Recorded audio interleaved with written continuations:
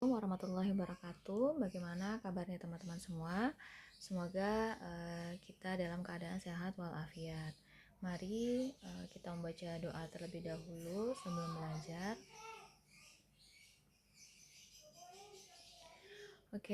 Pertemuan kali ini kita akan mempelajari tentang siklus akuntansi dan pencatatan transaksi. Nah, sebelumnya kita lihat dulu bagaimana kedudukan akuntansi keuangan pemerintah, pusat dan daerah di dalam akuntansi. Jadi akuntansi dibagi menjadi 3, akuntansi privat, akuntansi pemerintahan, dan juga akuntansi sosial.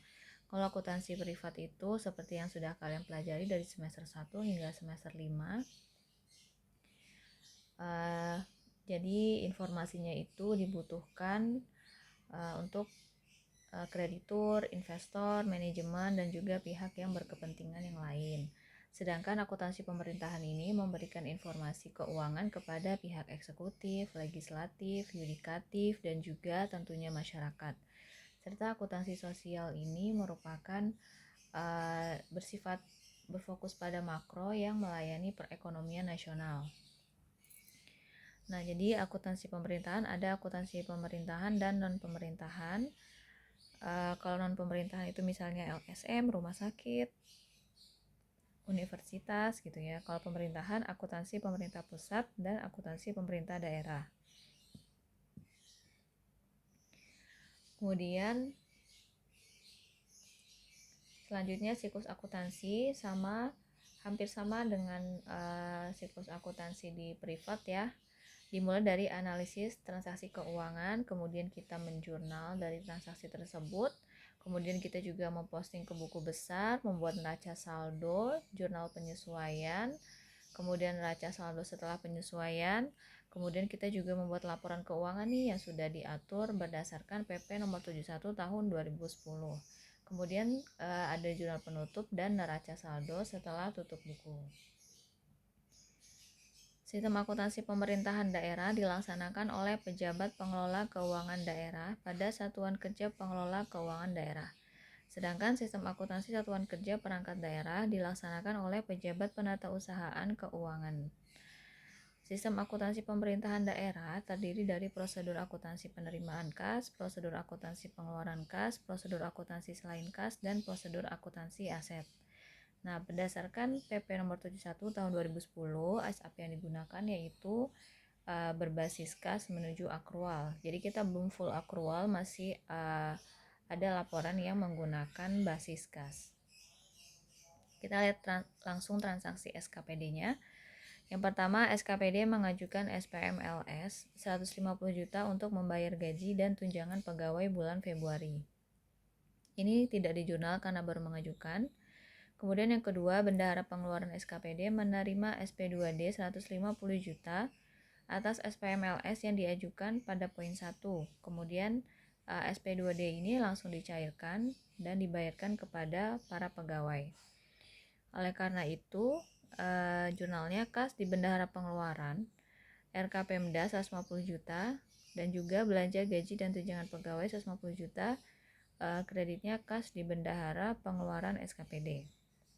Yang nomor 3, SKPD mengajukan SPMUP 20 juta untuk membeli bahan pakai habis kantor. Nah, ini belum di jurnal karena masih diajukan. Yang keempat, bendahara pengeluaran SKPD menerima SP2 DUP 20 juta dari kuasa BUD yang diajukan pada poin 3 dan langsung mencairkannya ke bank. Oleh karena itu, jurnalnya kas di bendahara pengeluaran SKPD 20 juta dan RK Pemda 20 juta.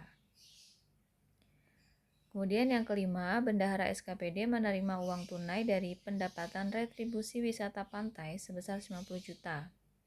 Kemudian penerimaan ini disetor ke bank pemegang kas daerah pada hari itu juga.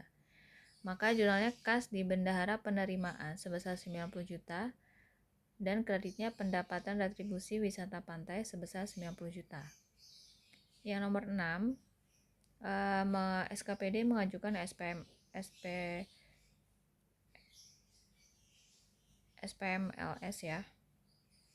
Mohon maaf salah tulis. Sebesar 10 juta dan diikuti dengan penerbitan SPMLS untuk penyelenggaraan seminar keuangan. maka tidak di jurnal karena baru mengajukan. Kemudian nomor 7, bendahara pengeluaran SKPD menerima SP2DLS 10 juta yang diajukan pada poin 6 dan langsung mencairkannya ke bank. Maka kas di bendahara pengeluaran SKPD RK Pemda sebesar 10 juta. Mohon maaf ini belum saya ganti. Di debitnya itu maksudnya 10 juta ya. Mohon maaf ya, ini tetap benar SPPLS 10 juta maksudnya. Kemudian kita lanjut. Bendahara pengeluaran SKPD membeli bahan pakai habis kantor sebesar 5 juta, semuanya dibayar tunai.